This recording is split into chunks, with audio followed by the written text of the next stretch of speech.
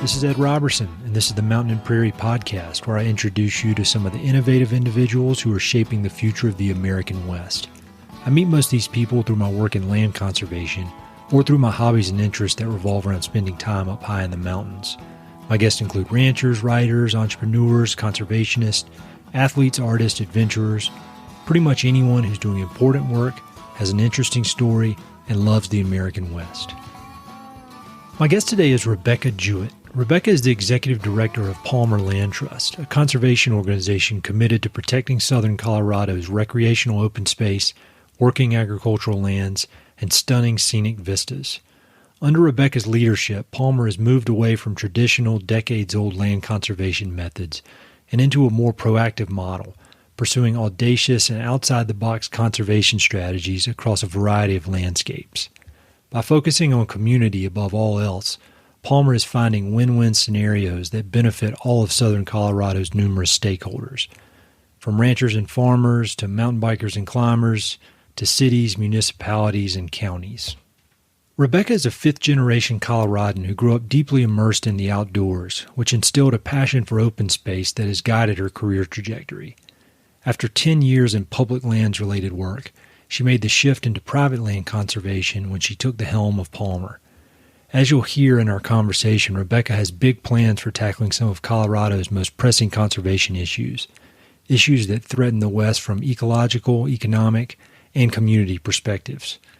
Her enthusiasm for her work is contagious, and her ability to communicate complex issues in an engaging way is second to none.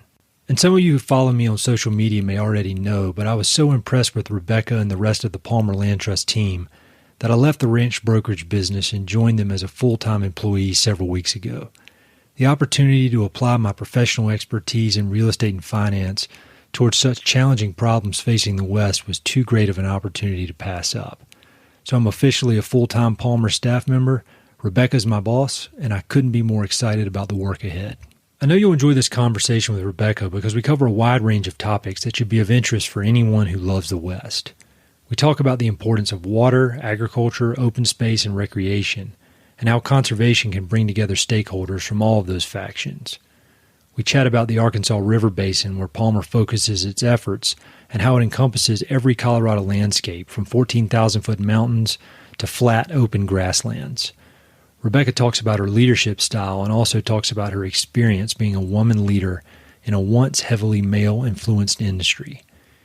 She also explains some of the specific projects that Palmer is taking on and how the entire Colorado Land Trust community collaborates towards common goals. And as usual, we discuss favorite books, films, favorite places in the West, and more. If you haven't already, be sure to give Rebecca and Palmer a follow on social media, and be sure to check the episode notes for links to everything we discuss. Hope you enjoy.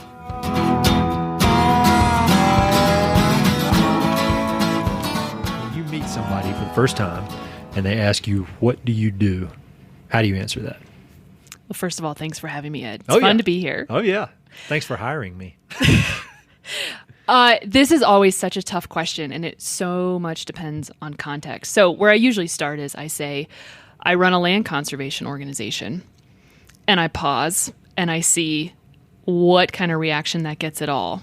And if people are like, oh, okay, then I build on it, and I say, Red Rock Canyon open space, we worked on that. The land, your favorite trail outside your house, we worked on that. But what's so interesting with land conservation is it really depends on where you are for whether people fully get it or not. So I find I have to kind of navigate who the person is to really explain what I do effectively. But in its simplest terms, I conserve land.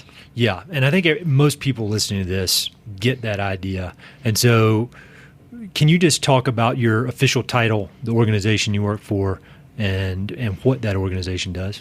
Yeah, I'm the executive director of Palmer Land Trust. We're based in Colorado Springs with an office in Rocky Ford as well, which is along the lower Arkansas Valley, southeast of the Springs.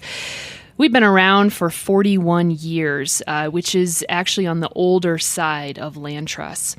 And we originally got started to help protect urban areas along the Front Range in the face of development, maintain public open spaces, and continue to add public open spaces to these urban areas.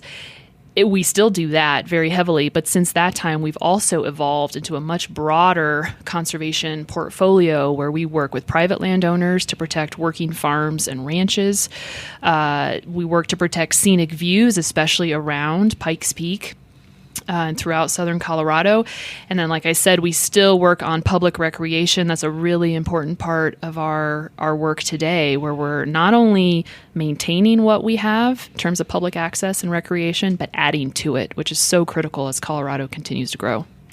So one of the things that I always thought was really cool about Palmer before I was even officially involved is that the region that Palmer serves, because I feel like it hits pretty much everything that makes Colorado, Colorado, from the 14,000-foot mountains all the way out to the completely flat, dry, open ranch land. And so could you just talk a little bit about the area that Palmer serves and why that's unique in the land trust world? Yeah, we serve roughly the Arkansas River Basin, which starts at the headwaters deep in the mountains and flows all the way to the state line. So we have this amazing landscape that includes high elevation mountains, 14ers, and Pikes Peak is in our backyard here in Colorado Springs, which is really unique for an urban area. And then as we go further east, we get into grasslands. And so what we say at Palmer, and this is part of our mission, it's part of our project prioritization, is we're protecting the lands that are a part of our identity as Southern Coloradans. And that includes everything from, rocky trails around Pikes Peak to rolling grasslands working with ranchers and irrigated farmland right along the Arkansas River. And it is that patchwork of lands that connects us, and that is a source of our identity and quality of life and our economy. And that's really been a point we've stressed more and more, that land conservation, it's not single purpose. It's multifaceted, and it's such a critical part of how we live in southern Colorado and really throughout Colorado, but especially here. You have the tourism component, recreation component, ag component, all of that comes together. And what's really neat to me about Palmer is that we work on all of those fronts. Yeah, and that's what I think is really cool. And I think you and I understand that, and a lot of people who are deep in conservation understand that. But I think there are probably a lot of people who, when they think of land conservation, they think, all right, we're going to get this piece of land and cut it off so it can't be developed. Wildlife can do whatever, and it's just going to be like a nature park or a nature preserve. And while that may be a small portion of land conservation, it's not the real deal, and it's not even close to the whole picture. So can you talk a little bit more about that, about the importance of having conservation not just for pristine open space where nothing but wildlife frolics, to open space for people, for ranches, kind of finding that balance there? Yeah, there are a lot of different ways to approach land conservation. You could approach it purely from a biodiversity and ecological perspective.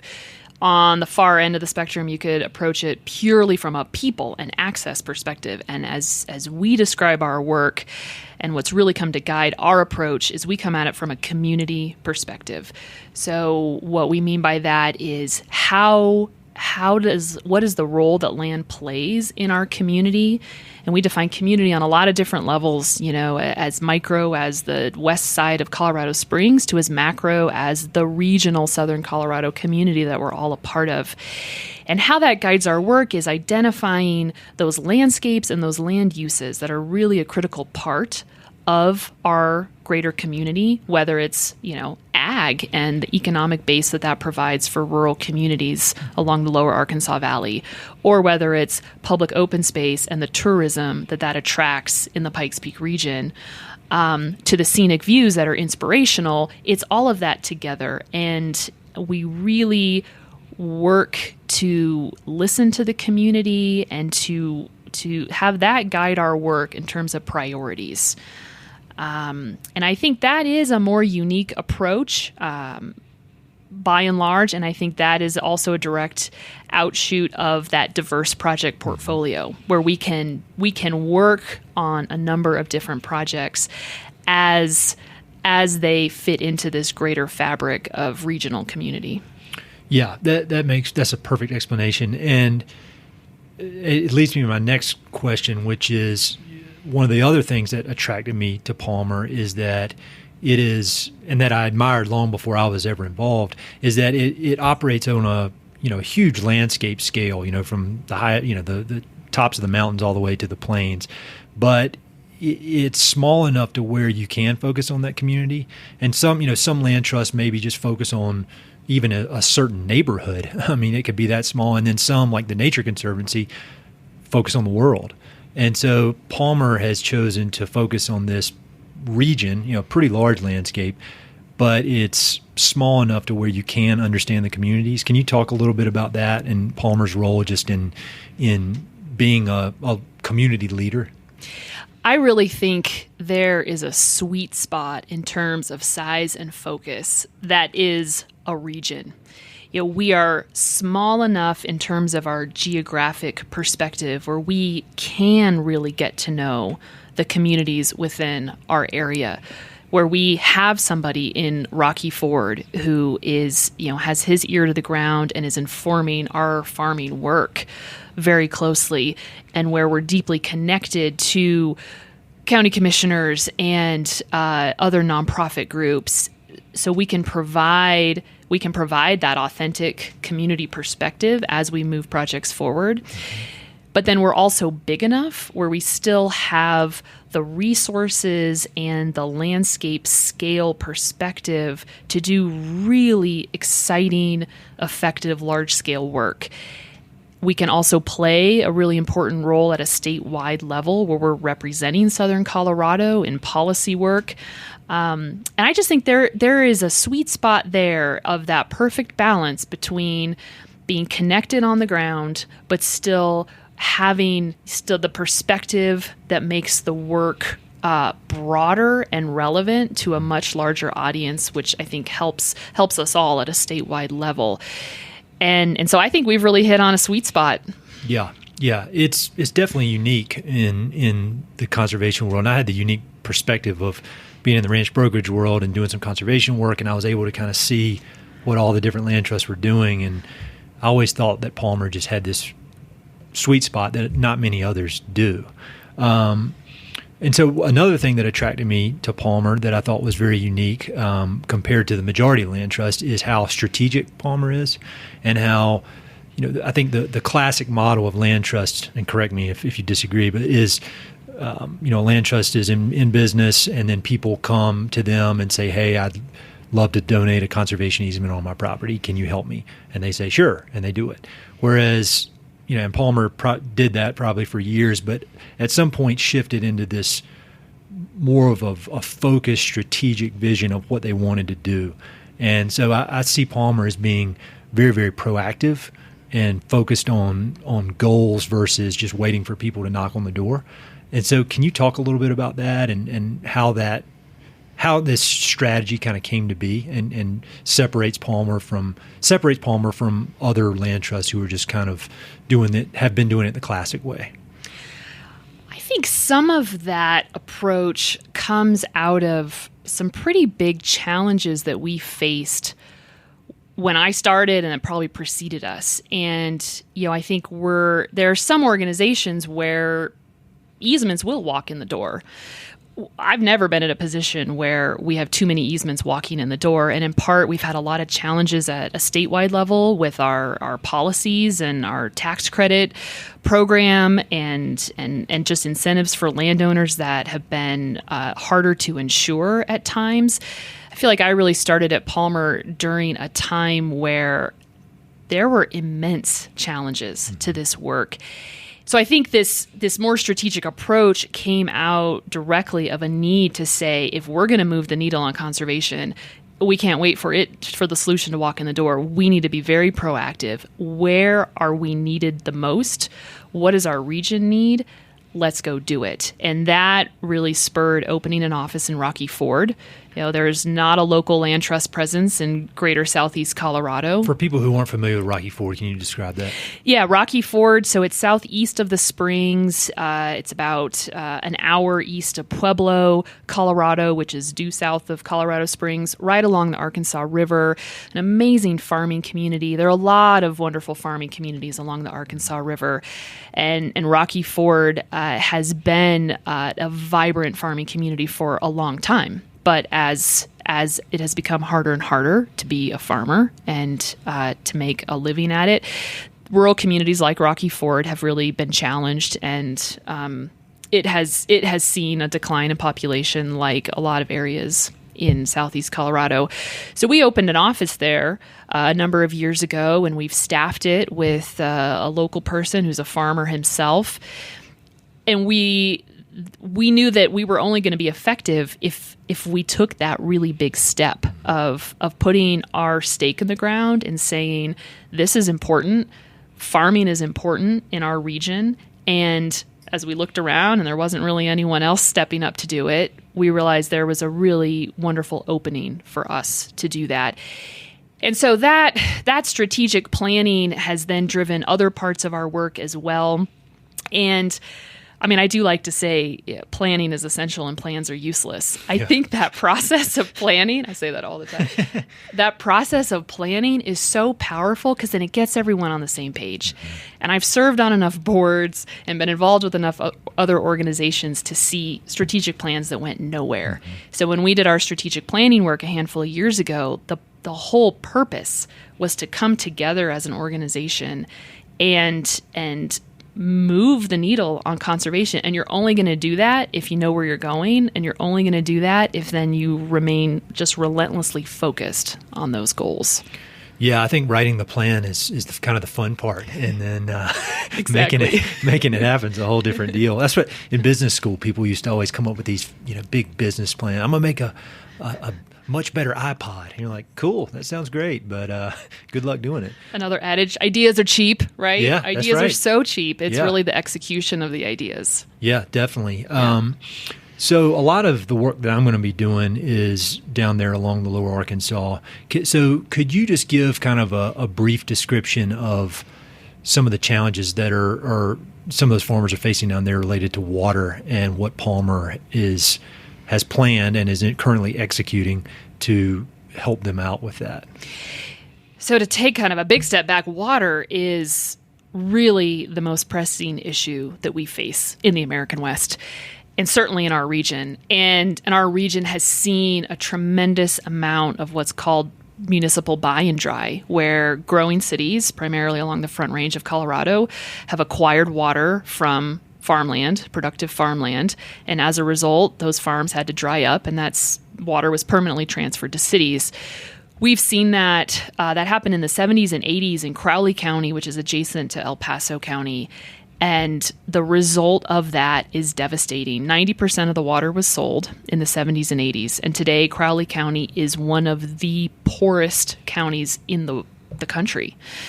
The prison industry has replaced the ag industry, and prison inmates rival the number of citizens in Crowley County. We don't want to see that happen anywhere else in southeast Colorado. But as Colorado Springs grows, as the Denver metro area continues to grow, this is a real question of where's the water going to come from. So we've been working with farmers along the lower Arkansas Valley, and we have two priority areas. One is the eastern Pueblo County along the Bessemer Ditch. This is home of the famous Pueblo chili. For any New Mexico listeners out there, I'm just going to say it. The Pueblo chili. I'm on a personal quest to knock Hatch off of its little chili perch. The Pueblo chili is grown there along with a lot of other fruit and vegetable production, and then Rocky Ford, home to the Rocky Ford cantaloupe, which is also well known. The challenge that we have faced since we opened the Rocky Ford office and have started focusing on this work, there's a lack of development pressure. These are rural areas, and while Denver and Colorado Springs are booming, Rocky Ford is not a booming area. So what we have found as we have tried to conserve farmland and this incredibly valuable water rights is that our traditional process of putting a conservation easement in place with an appraisal that takes into account comps and how an easement reduces the value of land, that process isn't working along the lower Arkansas Valley. And I have appraisers who are telling me the highest and best use of that piece of farmland is farmland. So if you're restricting it with an easement to be farmland, the landowner isn't giving anything up. Sure. Therefore, there's no value to that conservation, that conservation easement, which basically means we can't do our work because those landowners are giving something up. They're permanently restricting these incredibly valuable water rights to be used only on farmland forever, as opposed to selling it to Colorado Springs at some point in the future. For a lot of money. For a lot of money. In some cases, more money than the land's worth. Exactly. It's the water is far more valuable than the land. Well, and so I know that you and some other folks from other land trusts around the state are working to figure out a new way to value these easements. Can you just kind of give a brief overview of that? Yeah. So the whole concept is, can we, instead of valuing a hypothetical loss, development loss, what the landowner is giving up, can we actually value what we're actively trying to conserve? That could take a couple of different forms. There's a whole field called ecosystem services, right, that puts a value on the services that nature provides. So whether it's water filtration up in the mountains and clean air with trees and vegetation. But can we use that same concept of what value is this piece of farmland providing to the greater community to then actually put a value on that easement that can turn into a financial incentive for landowners? That's a really big, exciting, overwhelming issue. But in Colorado, we've been conservation leaders for a long time, and I think this is a great place to try to explore those kinds of alternative methods that can keep conservation going. And so, to your question of your role and what you're looking at, I think what's so important is that we have to figure out how to scale conservation, looking at alternative financing mechanisms, looking at how we scale this from a resources perspective and engagement perspective with communities. And so how can we, the transaction side of this work, how can we figure out new ways to do it to be effective? Yeah, and just to go back to when you were kind of describing the area down there, I've been working out here in the West for, over a decade, and I just never had the full appreciation for everything that was going on out there in East Colorado. And over the years, I've slowly started to figure it out. But when you go there to Crowley County, we can sit here and try to explain how bad it is because of that dried up land, but just for people listening, it's worse than you could imagine. It's the only thing that came to mind when I read it is Timothy Egan's book, Worst Hard Time, about the Dust Bowl. And you go out there and you see, there's a level of poverty out there that's just heartbreaking. But then from an ecological standpoint, it's like a desert. And when I was out there driving around for the first time, you see, tumbleweed blowing around. Yep. There's no grass. There were dust devils flying around. It's crazy. Exactly. And so land conservation, when you're talking about something like farmland, it's an environmental, there are reasons to do it environmentally, socially, culturally. That gets back to that community piece where land is just this foundation of our lives here in the West, and especially in Southeast Colorado. And once that water leaves, it's devastating what's left in its place. Dried up farms. And there's no way grass could grow back. You could try to do a reseeding or something like that, but in Crowley County, they didn't reseed when they dried it up, and it would take tens of thousands of years for that to recover, if it ever did. For people who want to see, just go to Google Earth and zoom in on Crowley County, Colorado, and you can see how it's like a desert. You can see it on the satellite images. It's wild. It's just completely wild, and it's amazing to me that until a few years ago, I didn't really understand that, because I think here in the West, people are focused on the big mountains or, these wide open grasslands, and somehow, farms just have fallen off the radar. They have, and I think it's because farms are interesting. They're not, of course, native. They're not the native landscape. We've come in and we've tilled up the soil and we're growing crops on them. And so they kind of fit into this interesting category. So people who are purely interested in ecological preservation, of course, you're not going to focus on farms. People in urban areas who are excited about recreation, they don't care about farms. That's that ag stuff that, that's not here. And I feel like it's a very underappreciated component to our landscape. And the only reason we're here, the only reason Colorado Springs exists and Pueblo exists is because we figured out how to grow crops in this incredibly arid environment. And we figured out how to divert water out of the main waterways through irrigation canals to have productive farmland. So as part of our history that I think is really easy to not appreciate and maybe then discount as part of our natural heritage. But that's why we're here, and that's why we've survived for so long. And you could argue maybe we shouldn't be here. It's such an arid environment, but here we are loving the American West. And farms play such a big role, and we're not seeing a lot of conservation organizations focused on that from a water perspective or from a land perspective. Yeah, and I think to expand on that a little bit, you think about having lived in Boulder for 7 years, I could hear somebody saying, well, the land shouldn't have been tilled up in the first place, or it's not supposed to be farmed. But it is, and it has been, and we have a thing called private property rights, and there are fences down there. And so, it is what it is, and it's producing food for the citizens of the United States, and it's supporting a local economy. And so until somebody can come up with a time machine, I think it's our responsibility to protect that land, make sure it's not dried up, keep it in production, which helps the community. And I think that is hands down the only approach. What else are you going to do? It's so important. And, there's a startling statistic. Farmers have a higher suicide rate than veterans. I didn't know that. Oh, wow. And it's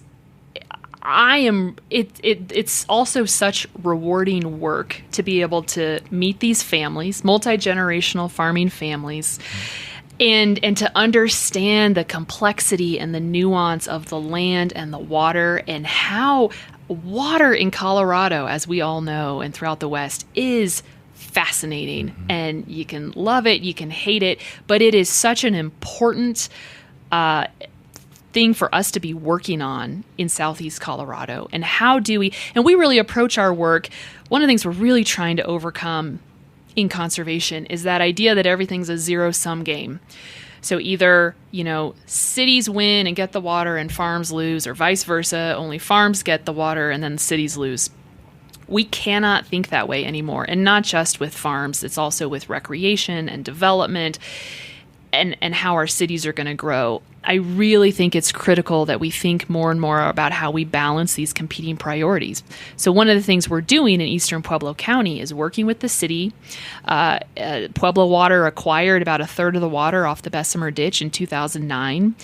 And we're working with Pueblo Water and farmers to try to identify how can we balance the use of this resource. Is there a way we can still protect a critical mass of farmland here in eastern Pueblo County while ensuring that Pueblo gets the water yield that it purchased for a lot of money? How can we do that? How as a community can we grapple with that and provide balance? Can we come up with innovative water sharing solutions between farms in southeast Colorado and Colorado Springs? You look at a city needs water in times of drought. Well, could we fallow farms for short periods of time during times of drought to then provide water to cities through water sharing arrangements? These are called alternative transfer mechanisms, ATMs, very buzzy word right now with Colorado water issues. But we're looking at that in southeast Colorado because we have to figure out how to balance these uses as cities grow. Yeah, and that's just a perfect example we were talking about earlier about being strategic and thinking big, thinking outside the box, making these big plans, and then going hard as we can. And then to speak a little bit more on the idea of people collaborating, I think that it seems that conservation is, for most part, is a bipartisan issue, and people love it. And so I want to talk a little bit more about your previous career, but I know you used to work a lot in the public lands side of things, and that can be I think everybody loves public lands, but those fights can be somewhat adversarial. Yeah. And compared to the private land conservation, it seems that is much more collaborative between land trusts, between municipalities and land trusts, private landowners and municipalities. I mean, I think people want to work together. Do you agree with that? Yeah, I think you're absolutely right. And I think that's because land, again, getting back to this community focus, it pings on so many different elements of our lives. And so regardless of where you stand on the political spectrum, you're impacted in some way by land and how you use it. And that effort to bring people together around land as this, place where we spend time with families or where we get local food and whatever it may be, that has nothing to do with, your political where you are politically. And that, I think, is really powerful. Southeast Colorado is a very conservative part of the state, and we have found that we have just amazing partnerships from people on both sides of the aisle, coming from all sorts of different perspectives. And we really are working to bring developers together with recreational users here in the Springs, or whether it's farmers together with cities down in the lower Arkansas Valley. It's all about bringing people together. And when we talk to people, it's unequivocal. Like, what do you love most about living in Colorado? They inevitably point to some element of the land. Here in the Springs, Pikes Peak, it's a beacon. I mean, it's here in our backyards. In the lower Arkansas Valley, it's the river and those wide open spaces with grassland. So it really is an issue that cuts across all party lines, which I think is such an important and exciting place to be working today, because it brings people together. Definitely. And so one more subject in that vein. So we've been talking about the private land and the private farms out in eastern Colorado. Can you talk a little bit about the public lands here in the mountains for recreational purposes that Palmer has helped conserve? Yeah, Colorado Springs has an amazing backyard here of public lands. We have a wonderful, robust city public open space program, and we have played a hand in conserving nearly all the public open space that we all enjoy. Red Rock Canyon open space, Ute Valley, Stratton, you name it, we helped acquire it, and then we now hold a conservation easement in perpetuity on it. And then behind, beyond city limits, we have national forests. We have Pike National Forest, which makes up the majority of our backdrop here. So it's a really interesting area from a public lands perspective, where we have all levels. We have city, state, and federal public lands. State, we have Cheyenne Mountain State Park just to the south, Mueller State Park not too far away from here. And I worked in public lands for 10 years before coming over to Palmer Land Trust. And public lands, certainly how I got my start in conservation. I think public lands are really important, because that is how people enjoy the outdoors. Whether you're talking about a city park or you're talking about doing a backpacking trip on Forest Service lands, that is how we as a state enjoy these lands. Yeah, it's like that marketing campaign that Palmer has in the video. It's why we live here. I mean, that couldn't be more accurate. That's why I live here. Exactly. I mean, that's why we moved to Colorado Springs, because it's up against the mountains. Exactly. People who don't live here think Denver is a mountain town, but it's you're an hour from a trailhead there. I would guess, the secret 45 is minutes. Denver is a city on the plains, and Colorado Springs is a city nestled up against a 14er. Exactly, and there are mountainous, super hilly parks in town. Mm-hmm. Where you're gonna be out of breath if you're trying to run there. So we need to talk more about Colorado Springs in general, but I'm sure people want to know more about you specifically. So you've been in Colorado for a while, huh? I've been here a while. Your fam has? I'm a fifth-generation Coloradan, actually, on both sides of my family. It goes back. Yeah, which is really neat. I mean, the last couple generations have all been Denver. Sure. So I can't say that I'm, a fifth-generation farming family. We're Denverites for the most part. But yeah, we go back to the San Luis Valley on one side and Central City Blackhawk on the other. So farmers and miners. Wow. And where did they come from? Do you know where your ancestors came from? Honestly, I don't really know. I didn't even, this is going to sound crazy. I didn't realize I was a fifth-generation Coloradan until I started working at Palmer, and I started meeting these multi-generational ag families. Uh-huh. And I was talking to my folks one day. I was like, well, we've been in Colorado a long time, but it's funny how quickly you can become disconnected from your past. And so because we've been on the Front Range for so long, and I grew up in Boulder County and Longmont, that rural side and that deep history is not necessarily something we talked a lot about. So I actually want to do more exploration there and really understand it.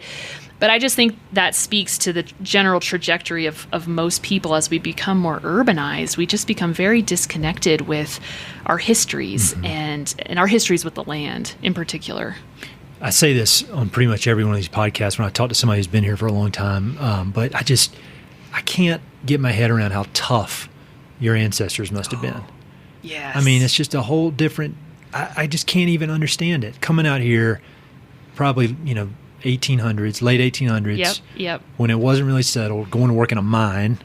I mean, that's just, it makes me feel like such a wimp. Whenever I go into the mountains, and I like to climb mountains, and you see those old mining remnants, which I just love, just looking at them and imagining, like, all right, there were people who lived in this area trying to make a go of it, working the land, whatever it may have been, mining or some kind of production, and thinking through the winters, and it's just amazing. We're so amazing. Soft now. We are soft. There's no way around. That's why we do like all this mountain climbing and stuff. Yeah. Try to we go get seek back to out our that roots. adventure. But elective suffering. So you grew up in Boulder County, and then you chose to go to Colorado College. And being from the East Coast, I never had heard of Colorado College, which is ridiculous because it's an awesome school and it's such a unique school. Can you talk a little bit about Colorado College for people who don't know? Yeah, Colorado College is unique. So it runs classes on what it calls the block plan, which is one class at a time for 3.5 weeks. And then you have, the same number of classes in a full year, but you're just doing it in a very focused way. And it has its pros and cons. I was a political science major, which honestly is probably one of the easiest and best majors on the block plan. You can just, you just dive into your studies. My husband went to CC and he was a physics major. I don't know how you do science on the block plan without just going crazy. But it's a really cool school. It's pretty small, but I enjoyed it. Both my parents went there, so I'm a legacy student, and it's great. And I certainly learned how to think, and I learned how to focus. I also learned that I think it taught me to only work in a procrastinating way, because you're always so I have to like sort of force deadlines at times to get something done, because that's how I was trained. But it was a good experience. And so when you were at Colorado College, coming towards the end of your time there, what did you think you were going to do? Did you see a career in conservation? Nah, I thought I'd go to law school, which sounds so cliche with every political science major out there. However, I didn't realize this at the time, but I really started my conservation career at CC. I started working for a conservation organization doing trail work and restoration work. I took a spring break trip and went out to Utah and built trail in Indian Creek Canyon, which is still one of my favorite places in the world. And then continued to work with that organization, actually post-graduation, and kind of worked my way up the ranks and was leading trail crews. Decided that I didn't want to do trail work forever, because that was going to kill me in the long run, and decided to get my master's at DU, University of Denver. Yep. And then back to work for the same organization? And then back to work for the same organization. So I got my master's in environmental and natural resources law and policy. Yep. I quickly decided that law school was not actually how I wanted to. I didn't want to be a lawyer. Good move, figuring that out. Dodged a bullet there. That career has changed from when you were thinking about it till now. It's a different career. Yeah, the whole business model is different. I couldn't do it, but I still got the policy fix that I loved through grad school. Yep. And ended up back at Rocky Mountain Field Institute as their associate director after grad school, and then actually worked my way into the executive director position. So I was at Rocky Mountain Field Institute for, 10 years all in. Yeah. And that's what launched my conservation career. So thinking back to when you were a kid, I mean, was your family one that spent a lot of time in the outdoors? Did you go camping a lot? And yeah. Was that a big part of your life? Yeah, it was. I actually probably did my first trail work volunteer experience when I was, I think I was like 7 or 8, and my mom dragged me out on a trail crew and with Volunteers for Outdoor Colorado. Really? Yep. And so we did stuff like that. We went on yurt trips, cross-country skiing. Very cool. I actually didn't learn how to alpine ski until high school because my mom was a cross-country skier, and she's like, as long as I have you, before you find gravity and downhill skis, I'm going to make you cross-country ski. So we did backcountry yurt trips. Awesome. And then 14ers, climbed my first 14er at 11. Did you? Which one? Elbert, start at the top, really? Right? Well, sure. It's all easy after that. That's super cool. So when you think back to being a kid, is there a certain memory you have of an outdoor experience that was pretty formative, like kind of maybe a crazy one or a scary one or just a powerful one, something that you can look back on and think, well, that was kind of the start of all this? A memory does come to mind, and it's not major, but I remember sitting on the tailgate almost every evening. My family would sit on my dad's pickup truck tailgate and watch the sunset over Long's Peak. And it's just that, I think, is that stopping and appreciating nature for a minute and just kind of taking it all in. And I mean, still to this day, when I look at Pikes Peak or I go on an evening walk, I mean, it's just that deep appreciation for sense of place. And, growing up in Longmont in the shadow of Long's Peak and now living in Colorado Springs in the shadow of Pikes Peak, I think that has actually been more formative than I've had plenty of wild experiences and hundreds of days in the backcountry doing trail work, which I love. But in some ways, it's the simple stuff that really connects me and that sense of place. That's great. I'm going to need the part about sitting down at the end of the day. I'm going to need to enact that in my household. Watching the sunset. That's really cool. So how did you end up at Palmer? So I was the executive director at Rocky Mountain Field Institute, and I had joined the Palmer board. I decided I really wanted to expand my knowledge of conservation well beyond public lands. It was a personal interest of mine at the time, so I joined the board. And then actually a year later, my predecessor, Scott Campbell, decided to step down, and he and I had started having conversations about where he saw Palmer going, and I think he had a plan for me before I even realized it, to be honest. But then suddenly, he was definitely leaving, and he talked to me, and I talked to the full board, and then I decided I was really interested in moving over to Palmer. And it's been the greatest decision of my career. I'm sad to leave the public lands volunteer stewardship world, but it's in good hands. Yeah. And this working at Palmer Land Trust and tapping into the private land conservation side of this work with still the public land side with everything we do with public open space. But now, we're getting more involved in policy work. We're working on these emerging issues like alternative valuation. It's such there's just endless intellectual engagement for me. And it really, I'm so excited about where we can go. And I feel like I'm really, the volunteer stewardship work was so reactive. Population's growing, and we need to continue to fix this trail. And we had the Waldo Canyon fire. We need to come in and do post-fire restoration. I feel like at Palmer, I've moved into a more proactive side of conservation. Where do we actually see ourselves going? What new landscapes do we need to conserve? How can we do this work better and move our community forward when it comes to conservation? So as a leader, when there obviously are huge challenges ahead and big challenges to figure out, everything we've been talking about. So as a leader, being in charge of this organization, how do you balance or figure out a way to balance having extremely audacious goals, they're going to get everybody fired up and excited, with keeping it somewhat in the realm of realistic? Like these goals that you've set, I mean, you fully believe, as is everybody working here, that we can get it done. But I would think as a leader, it could be tempting to try to go bigger and bigger and bigger, and then you're setting yourself up for disappointment. So how do you do that?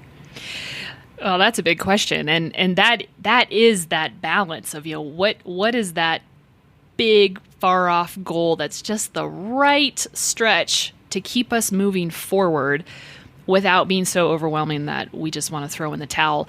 And one is acknowledging, and I really credit the board with this too, that we're growing as an organization. So we need a goal that's going to keep us growing, that we can really grow into, and making sure it's not a goal that's too achievable that we don't stretch it all and we don't have to figure out how to do it. You got to put a goal out there that you don't know how to solve yet, because that's what pushes you, keeps the team going.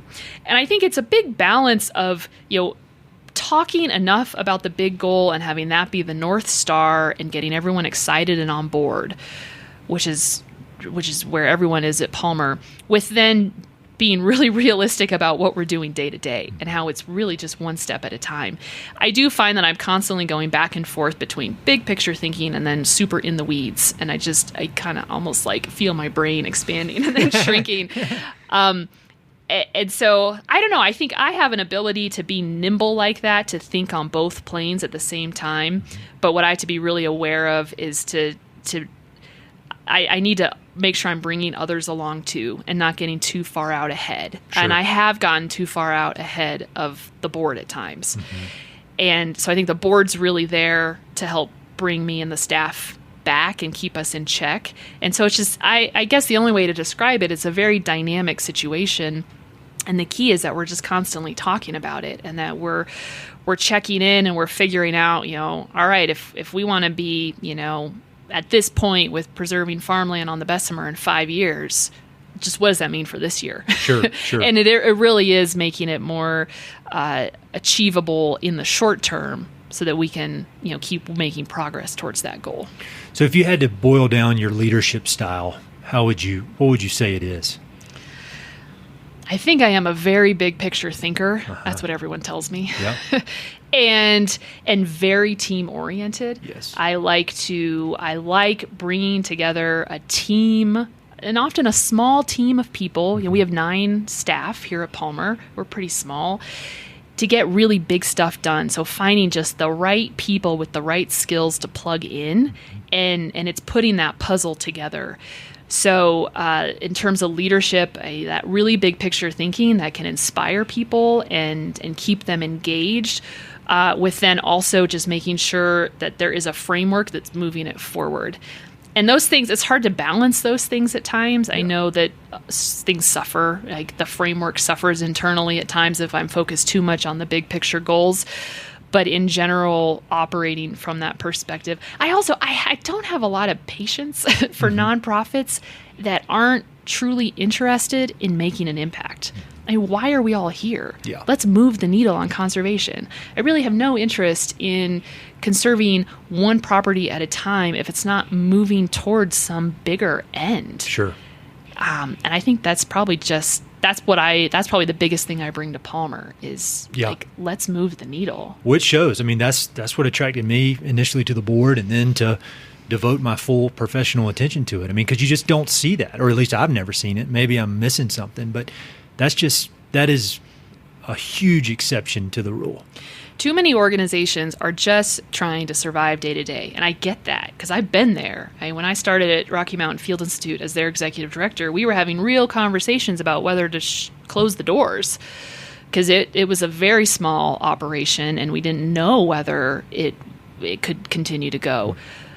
But, and this is the tough part, how do you create the space to be inspired yourself and keep looking to the future and have that bigger vision, while also still focused on the day-to-day? But you can't get too dragged into the day-to-day, or you're never gonna move the needle, and you're never gonna inspire people. I mean, that's the key to fundraising for a nonprofit. You need a big vision that people are excited about, and you need to figure out how to get it done. Mm-hmm.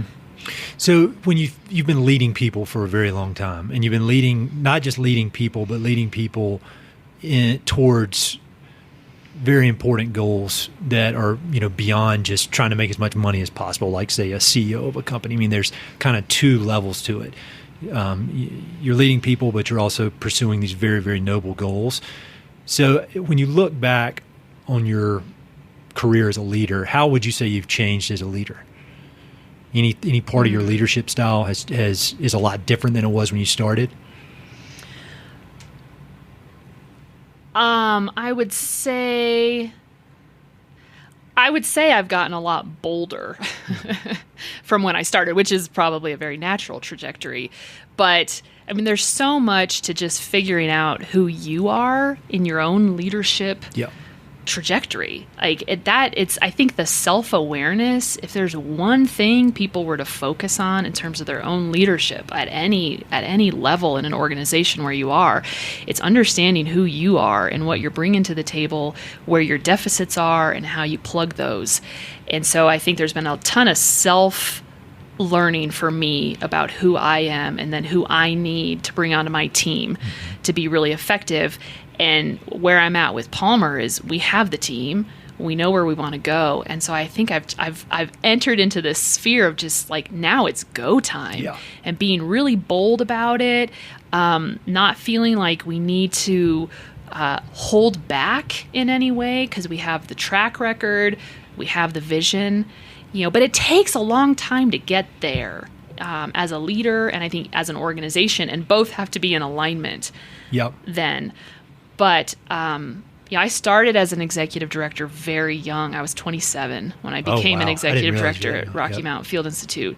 And there was just a lot of learning and being thrown into the deep end. And so I think my own leadership has just also been being much more comfortable in my own skin and being proud to have these big goals and have these great teams. Yeah, when I hear you say that, the thing that comes to mind is confidence. I mean, I think you probably have developed professional confidence, but it seems you've got just an underlying level of confidence in that you know where you want to go and you'll go after it, but then you hire people and you let them do their thing without incessant micromanaging or any, being threatened or anything. That funny thing happened when you hired me. Within a day of being hired, somebody sent out an email to this massive group of people saying that Ed Robertson is the new executive director of Palmer Land Trust. I lost my job overnight. And I was thinking, obviously a huge misprint, but I was thinking, you thought it was hilarious. And I was thinking there are plenty of leaders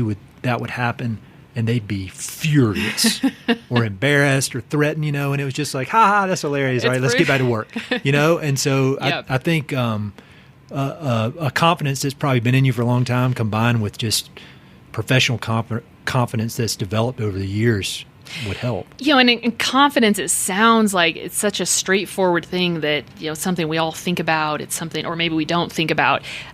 I see so often, those hints of people lacking confidence, say if in a meeting where someone is being overly aggressive and or timid, and I see it in a lot of places, and I do think working on confidence and understanding who we all are as individuals and what we're bringing to the table is one of the greatest things as leaders that we can really work to better understand.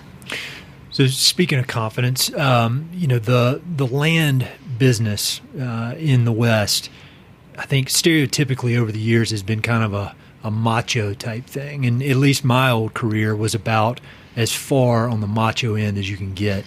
And one of the things that's been so interesting and impressive about you is you've managed to come into the private land conservation world and take over as a leader on a statewide scale, and you've done that as a woman, which has been the exception to the rule for a long time. And so, can you talk a little bit about that, about doing, being a leader, not just working in the industry, but being a leader in the industry and doing it as a woman, and then some of the stuff Palmer does to celebrate women in conservation? Yeah, well, and what first comes to mind is back in my days at Rocky Mountain Field Institute when I was a very young executive director. There was an experience. I was just like a few months on the job. I went to a meeting with my office coordinator, who's a woman, but an older woman, and we both walk in, And whoever was running the meeting looked at her and said, "Oh, you must be Rebecca Jewett, the executive director," because she was older. And that sort of thing, I mean, talk about just kind of setting the tone at times for my career.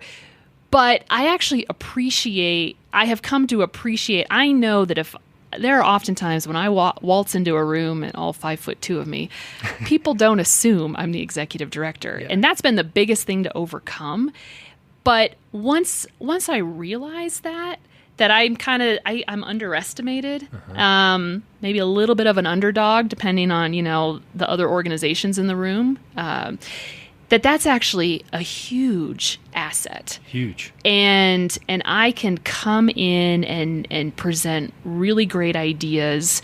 And my strategy has really been, to try to get into the center of things, to get involved and get in the center, get on the board of, our statewide coalition and get involved. And once I've been involved, it's like, yeah, the ideas are there. People really appreciate, this perspective that I bring.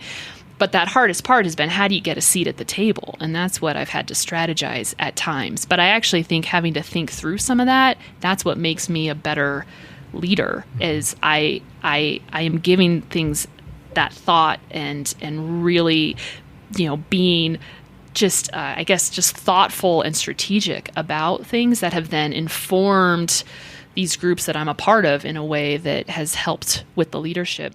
But I think we put on an event that we call Women in Conservation. It started as this really tiny, it was in somebody's backyard.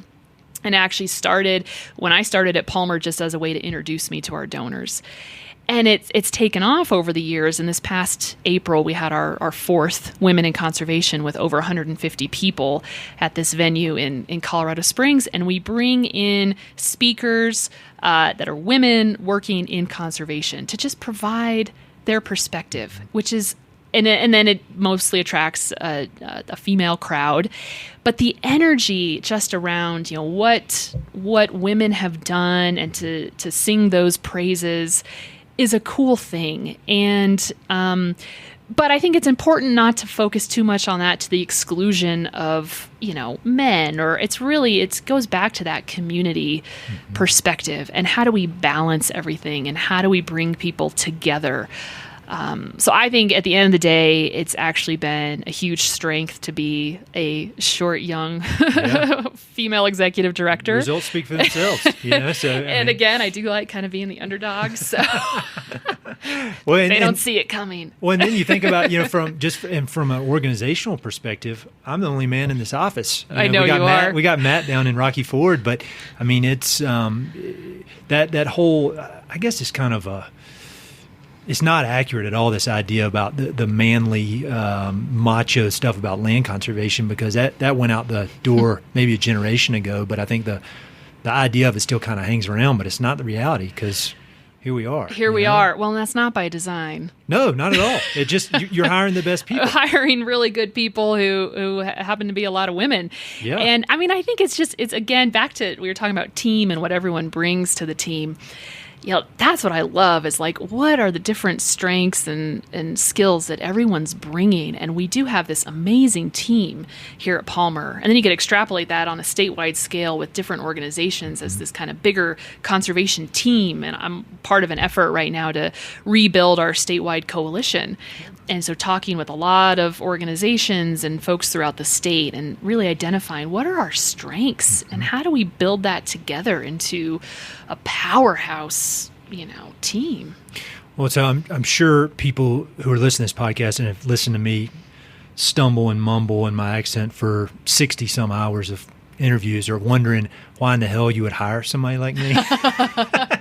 So I hate talking about myself or even listening to myself talk, but I think people may be interested in why I'm here, and I don't want to talk about myself. So can you give just very brief, like 10 seconds? I mean, so Ed moved down to Colorado Springs about a year ago from Boulder, and as soon as I learned that, I was so excited, and his background, in land conservation, there's so many different facets. There's the ecological side, there's the transaction side, there's understanding the numbers. And so what I'm so excited about having you on board with is your brokerage background, that is just really can inform our projects throughout the region, and the transaction side. You work incredibly well with other people, and this podcast is a testament to that. And so you have an incredibly strong network, and working with landowners is a huge strength. So I'm so excited to have you on board. It's just thrilling to continue to build out this team, and together we're going to go solve Bessemer and bring the Pueblo chili to its rightful throne. Exactly right. No, I'm so happy to be here. I can't even get my head around how awesome it is. It's been a long time coming to go full time in conservation, but I wanted the right opportunity and the right organization, and it just all lined up. So here we go. So I've got a few kind of quick questions that I run through with people, everybody on the podcast. And so can we do those? Yeah. Do you have any favorite books about the American West? I know that you asked this question because I listened to your podcast. Yeah. And this is where I have to admit, I don't read a lot of books about the American West, but I'm going to start because you have your book club. Oh, yeah. You should. I read a lot of books about management and people and styles. That makes sense. And so, what are those? Give a couple of recent books, The Power of Habit. Oh, that's a good one. Yeah. I forget who wrote that now. Charles Duhigg. Yeah. I think about that book all the time. And reading a book like that also really helps as I interact with other people and with my own team, understanding motivations. But, he breaks down how habits are created and how you can create new habits. So loved that book. I really liked the book Big Magic by Elizabeth Gilbert. She's the one who wrote Eat, Pray, Love. Yeah, I've never heard of that by her. It's all about creativity. Okay. And it's an easy read. I don't tend to think about creativity in my work, but it got me thinking about that and just how we are more creative. Mm-hmm. So reading that book made me think about, as we're doing work on farms, what is our creative outlet there? How are we being more creative with these projects? So I read a lot of books like that. I loved Let My People Go Surfing, Yvonne Chouinard. Yeah. That book, I certainly haven't implemented everything from that book, but just thinking about a team and really putting trust in people, and how you can build a team that gets really cool, big stuff done without a lot of rigidity, by really giving employees a lot of freedom. Loved that book. And then we're both big fans of Deep Work by Cal Newport. Love Deep Work. Is that why you schedule blocks where there's no meetings? Is that a direct result? Is that a result of Deep Work? It's totally a result of that book. Yeah, it's referring to my calendar where I have 2 hours blocked out every day, no meetings, which I break my own rule all the time and put meetings in there. But the goal of that was I just want to set aside 2 hours that I dictate. Yeah. And I hopefully at some point will really use that for deeper, more, work where you just need to focus. That's exactly why I did that. Well, I just had Deep Work working on one of those grant applications, and I closed the door. In my old job, I always have to have the cell phone ready because people are always calling. Turn the cell phone off, turn the email off, close the door. And I was thinking about Deep Work, and I focused in, and it took about 15 minutes, but then you get in the flow. It's so powerful. It's really powerful. And at the end of the day, we're not very disciplined day in and day out with things like email. And it's so easy. We all have days where all of a sudden the whole day is gone. And what did we do? We just responded to email. Mm-hmm. But again, what did we move the needle on? And I'm trying so hard to figure out how to create more of a day-to-day framework that supports the big work that we're trying to do, while also managing, of course, all the relationships and all the little things that do matter as well. Yeah, it's about being proactive, Yeah. So any favorite films? Wait, back to the books real quick. What's your favorite book of all time? If you had to pick one. I feel like these always end up kind of cliche, but... Well, they're cliches for a reason, because they're awesome books. To Kill a Mockingbird. That's a good one. That one is really good. And I don't even read fiction that much, but I love that book. Have you read the new one? Or not the new one? I have it. Right, the quote-unquote new one. Yeah, I have it, but I haven't read it yet. My wife read it. I'd say it was good, but not. It's not as good. See, I almost kind of don't want to ruin it. Yeah, they shouldn't have put that out. I think there was some funny business going on there, like some heirs put it out. It wasn't the Oh, yeah, actual I think author. you're right. Yeah. Yep, I think you're right. I don't think she wanted it out. That's too bad. So, any favorite documentaries or films? I don't know if I can name one, but I do love, I really love like the Banff Film Festival and those adventure films. And I wish I could actually name one, and I can't. But filmmakers who have an ability to get out into nature and make it real and tell a compelling story, I think that's really powerful. Yeah. So I love those types of films, and I don't watch them enough. They only kind of come through town sporadically, but I need to seek it out more. Those are good, and they're powerful. They're usually 20, 30 minutes. Yeah, so they tend to be short and... Yeah, I did try to start the Roosevelt documentary by... What? I got pretty far. It's pretty long. Did you write it? It's like 14... Is it 14 hours or 8 hours? Okay, then I didn't get very far. I got like 3 hours in. Well, and that's it was most really of the TR interesting. part. You don't need to worry about Franklin. All you need to worry about is Teddy Roosevelt. So the first third is all you need. So then I watched that, and that was really interesting. It is good. The thing about Ken Burns documentaries is I want it to hurry up. Like, I wish I could put it in like fast forward and watch it fast forward, because I'm like, all right, let's go. More info, he's probably like, no, Ed, slow that's down, exactly the point. Down. Yeah, I need to relax. You need to slow down. So you've alluded to a few of these things when we've been talking, but what do you do for fun when you're not working, saving the landscapes of Southern Colorado? Right now, I am climbing a lot of mountains. I'm trying to climb the 100 tallest summits in Colorado. I'm not doing it quickly. I'm doing it as I can on a spare Saturday or Sunday.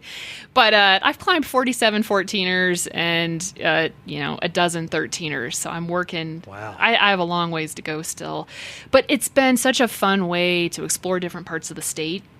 And there's something that happens when I get above tree line. It's like my soul realigns. Mm-hmm. And that is where I feel most just at home and in the grandeur of nature. I love the Alpine. I do too. It's so unique. What do you do around town? Around town, so I'm really trying to get more into mountain biking, because I love skiing in the winter, and mountain biking is kind of the closest thing in the summer. So I've been doing some local trails. You put me in my place mountain biking in Vail the other day. We were both huffing and puffing up that. Well, we were both trail, huffing and though. puffing, and then you were flying downhill, and I was walking the bike downhill. So I got a lot to learn with that. So I'm working on that. I'd love to go. I hike. I love Section 16 is one of my favorite. Me too. Hikes. We have so many great trails right out here. I can walk to Garden of the Gods from my house. So I have a favorite kind of evening walk. Yeah. There I can get into those red rocks pretty quickly. So we already talked a little bit about this question, but the most powerful experience you've ever had, and we were talking about as you were a kid, but I'll narrow it down. Is there a crazy experience you've had climbing 14ers? We were talking about this the other day about lightning.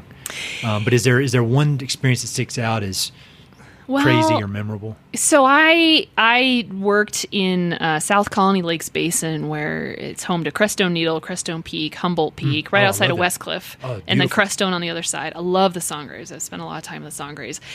And a powerful experience. I spent a lot of summers back there, and one summer, people that's going to get a little dark. People get hurt all the time, of course, in the mountains. And one summer we were doing trail work, and all of a sudden El Paso County Search and Rescue came in along with other search and rescues, and they said, a guy's missing. And we had a whole trail crew up there. And they spent the whole day looking, and there were like 90 of them walking all over the basin, all off trail. And then at one point they said, well, it's changed from a search to a recovery. Oof. And we were in there when they pulled out, a guy's body and carried him out. And that has stuck with me just as 14ers get even more popular. And I serve on the Colorado 14ers Initiative Board. These are dangerous places, and that respect for peaks and the mountains and how we're having fun in them and just what we're aware of, I think that's so critical. And I really wonder, how do we teach that ethic of safety and leave no trace as the state continues to grow? But that was a pretty powerful experience seeing that. And I know that wasn't a fun story, but that has just been really formative to me as I've enjoyed the outdoors. Well, I could do a more fun story if you want. No. That's a good one for people to hear, because there was an article in the High Country News a few weeks ago about how social media is making everybody think these mountains are just a barrel of laughs and everybody's having a good time up there. And they're extremely dangerous. And I think people need to hear that. And I think I had Lloyd on the podcast, executive director of the 14ers Initiative. It was one of the first ones I did. And so people should listen to that if they're interested. But I know you guys are making some videos about safety on 14ers. Yes, is that right? Yes, which is so important. I mean, last year there were, 7 deaths on Capitol Peak, which is this really well-known, has this knife edge. And they were all from people making dumb decisions. That's the thing, getting off the route. And 7 people. I mean, that's in Denali every year, 7 to 10 people die. And that's one of the most challenging mountains in North America with the most intense weather. And so we're talking about Capitol Peak that you can do in a day, and there are people falling off at that rate. I mean, it's I've never done it because it makes me nervous. And so, I mean, it's people need to understand it's no joke up there. It's no joke. And I think as Colorado continues to grow, I've been giving more and more thought to how do we, not just the safety, but also the sustainability of these wonderful natural places, and especially the Alpine, which is incredibly sensitive as an ecosystem. How, as a state, do we manage this better? And I've given a lot of thought to, can we better engage the outdoor industry in this? And there was a really good article in High Country News called "Your Stoke Won't Save Us." Yeah. And it was all about how we can't just promote these places to play in. We need to be part of the solution to figure out how we're going to sustain them, how we're going to keep them well managed in the face of really dire funding situations, and how the outdoor industry needs to step up and be part of that. And I agree. I think that's incredibly important. And I'm part of the Pikes Peak Outdoor Recreation Alliance. Palmer Land Trust is here in the Springs, which is a coalition of outdoor businesses and guiding companies and user groups and nonprofits and public agencies to really talk about Pikes Peak. I think it's a really good case study. How are we going to manage Pikes Peak in the face of just startling growth along the Front Range? I'll put a link to that article, the High Country News article, because it's really good. If you had to narrow it down to one place, what is your favorite location in the West? This is so hard. I've been thinking about this the whole time because I knew you were going to ask. I don't have an answer. I have a very vague answer, but I don't know. Do you have any? Well, the first one that comes to mind, because I mentioned it earlier, is I've spent a lot of time in Indian Creek Canyon. Sure. It's just outside of Canyonlands in Utah, doing trail work, built Rocky Mountain Field Institute built most of the trails out there to the climbing areas, and just those, there's something about the Utah desert and those amazing towers, sandstone formations and towers that is just, it's kind of like the Alpine for me. It's that sense of place becomes very alive there. That's unique down there. It's so different from here. It's so different, and it's not that far away. Not that far. It's just our neighbor. But I've seen it in snow. I've seen it in, hot summer. I've seen it through all the seasons, and it's a special place. Here's another challenging question, but it's a good one. What's the best piece of advice you've ever received? My first mentor was the founder of Rocky Mountain Field Institute, and he passed away a couple years ago, but and I never would have called him my mentor when he was alive, and he never would have called me his mentee. But in retrospect, I learned so much from him, and this his advice, he just keep going, just this relentless focus and passion, and just find that and keep going. Yeah. And I could tell that's what fueled him through starting a couple organizations. And he was also a rock climber that all these crazy first ascents throughout Colorado and the West. And just, this just keep focused, be passionate, and just get shit done. Yeah. It makes sense. I mean, I think if you really want to make an impact or have an impact, you can't work hard enough unless you love it.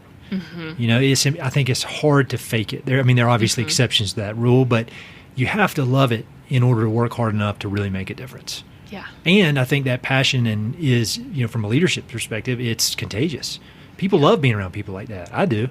I mean, I think that's why I'm here. I also have this favorite quote. The quote is simplify, simplify. And I think it was like Thoreau who said that or something. And then somebody responds in return. Oh my gosh.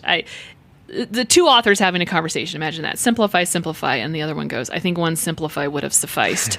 But this concept of continuing to keep things also very simple, like you can be focused, you can be passionate, but you got to keep it simple. Yes. And I've had this kind of mantra for myself for a while of just relentless focus. Like, what am I focused on in its simplest form? Because that's when I'm going to be successful. That's great. And that's makes sense in theory, but it's extremely hard to put in. Simplifying is a lot easier. I mean, a lot harder than making something complicated. Exactly. So next to last question, if you could make a request of the people listening to this podcast, and it's just people who love the West one way or the other, artists, athletes, ranchers, people like us, conservationists, what would you ask, or what words of wisdom would you have for people listening?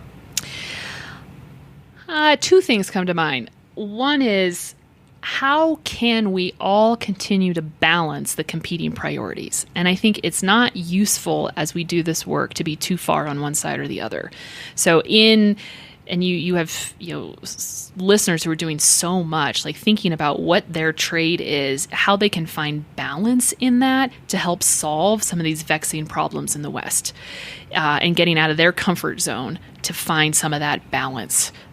Because it can't just be conservation. It's like it's conservation and how we're going to grow sustainably as cities. There's always two sides to the coin. So how do we find solutions that really achieve that balance?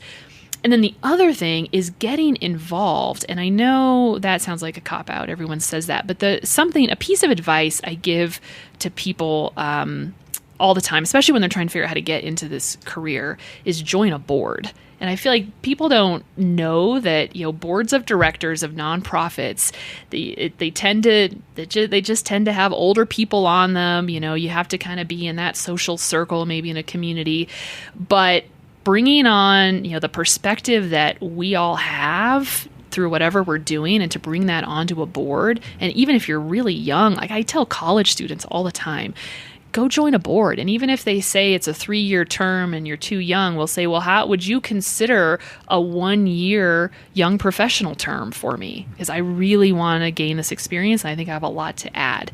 But I think if we could get more diverse board service in conservation organizations and nonprofits throughout the West, that'll also help with this problem solving.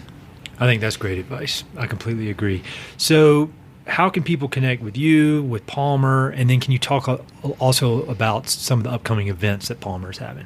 Yeah, so palmerlandtrust.org is our website. We're on social media and Instagram as well. I don't have a big presence through there. I have a Twitter account that I use during conferences. You're welcome to find me there in the last conference I was at.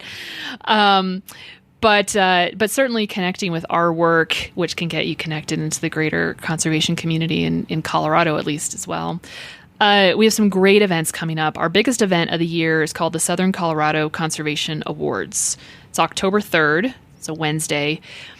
This is now in its 9th year. We gather a handful of stories from throughout Southern Colorado, conservation stories, and tell them through short films. And we really do get feedback that this is just one of the most engaging events people go to, and one of the best conservation events. You can also find past stories. So they're past award winners and their stories through our website. And they're really moving, short little vignettes. It might be a rancher, it might be, a local school doing something with local food. So this year we have 4 amazing award winners with very compelling stories. And that'll be October 3rd in Colorado Springs. That'll be great. I went a long time ago, right when I moved to Colorado. I went, and I've been to so many of those things, and it's one of the few that stick out as a really, really memorable one. And the films are great. So, I encourage people to come and check us out online. But thank you for your time. Thank you for hiring me. Thanks, Ed. I'm glad to be here. This is a great conversation. Hey, this is Ed again. Thanks so much for listening to the podcast, and thanks for listening to that particular episode. I hope you enjoyed it. Before you go, I've got 3 quick things. Number 1, if you like the podcast, please do me a huge favor. Either pass it along to a friend who may be interested, share it on your social media, and or go to iTunes and give it a 5-star review. All those things would mean a lot to me, and they would really help to spread the word about the podcast. Number 2, if you've listened to many of these episodes, you know that I love reading and I love talking about books.